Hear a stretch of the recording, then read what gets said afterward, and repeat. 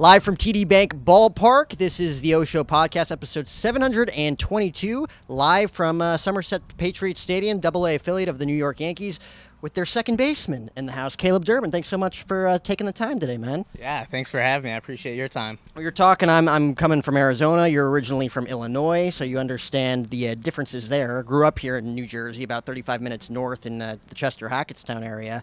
I got a little bit of an inside source from your play-by-play guy over here saying that you're a huge Troy Polamalu guy. You're a huge Pittsburgh Steelers fan growing up. Why in Illinois? I mean, I know I'm a Cowboys fan, America's team. I understand they're the two go-getter teams, I'd say, in the country. Yeah, I mean, well, my dad grew up in Pittsburgh, so I kind of grew up watching the Steelers play all the time. And, Troy Polamalu's my guy. I loved watching him play growing up. James Harrison, all those guys.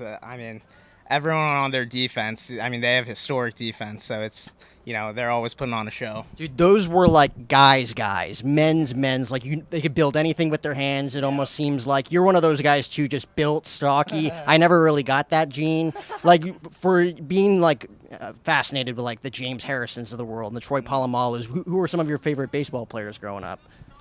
Yeah, Jeter's an easy one. Dustin Pedroia. Even now, like Jose Altuve, all those guys that scrap, they're kind of my favorite players to watch. So do you almost like relate to them in a sense? Like you're out there taking ground balls. I'm like, this guy's got a chip on his shoulder. He's got the grit. Like what's it for you specifically? What's your main goal? Yeah, I kind of like that characteristic of guys that are just going out there playing hard. Like that's kind of why I like watching the Steelers so much too. Is they have such a historic tradition of guys that just are gritty and go out there and play hard. And I think you can even bring that on the baseball field, which is, guys like Pedroia and Jeter, they're out there hustling. So yeah, I definitely, relate to that a little bit. So when you're growing up playing, did you always play second base? Middle infield mainly. Yeah, I grew up playing shortstop and second. College, I played mainly shortstop.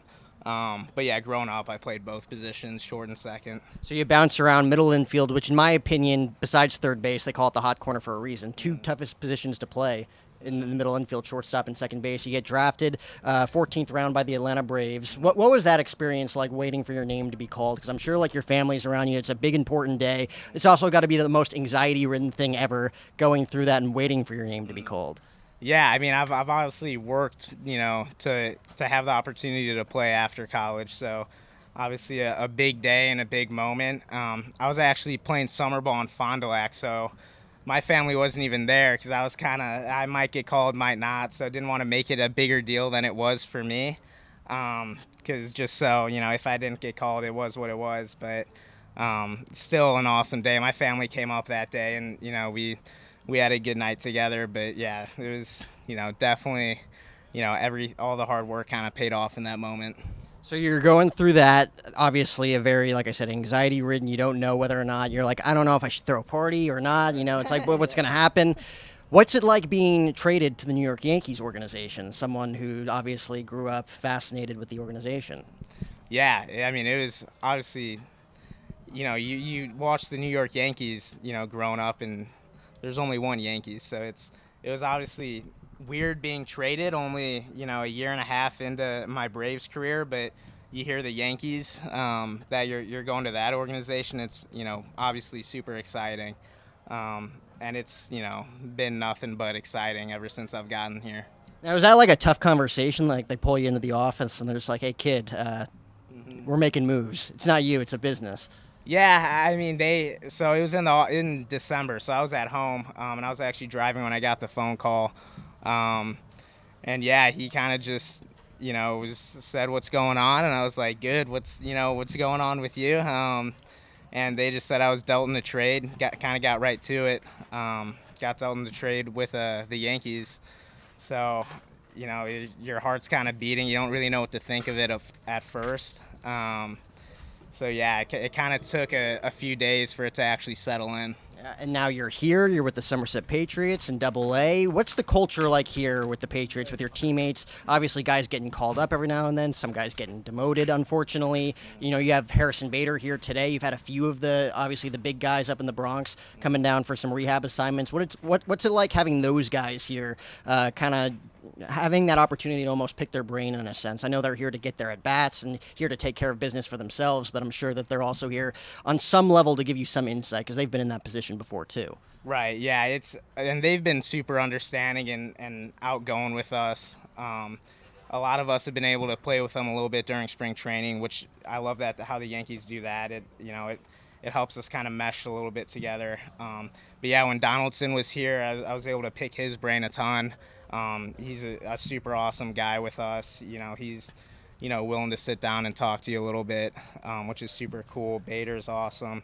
So yeah, being around those guys and actually having some time to where they're here trying to get their work in, but there's also a little bit of time here and there to pick their brains, like you said. I mean, it's got to be an insane thing. A lot of people don't get that opportunity, too. You work this hard to this point, and then you realize, I get some unique opportunities here that I kind of have to be aware of in the moment when they're happening. What would you say has kind of been like your most, I want to say, aware moment in the sense of like, this is a really cool thing that I get to do, and it's because of all my hard work to this point? I mean, honestly, coming out here every day, there's moments every day where I'm just looking around at the guys I'm playing with, and I'm like, I'm in a good spot right now. Like, even if I have a good day or a bad day, just looking around at who's in my dugout, it's like I'm doing something right just by the people that I'm around. So it's definitely every day coming to the ballpark. I take so much pride in just being a part of this organization and being on this Somerset team. There's so much talent and so many good dudes on this team that it's really easy to learn and grow every single day. I feel like the minor leagues is different too because you're not only competing for yourselves, but you also want to win games. You're competing for your team because you love the culture, you build a certain culture, but at the same time, it's like, I'm trying to get to the next level in my career. I'm trying to outwork. I'm trying to compete. On days like today, I was telling Steven, like when it was raining, I'm like, do they like rainouts every now and then? What's your take on rainouts?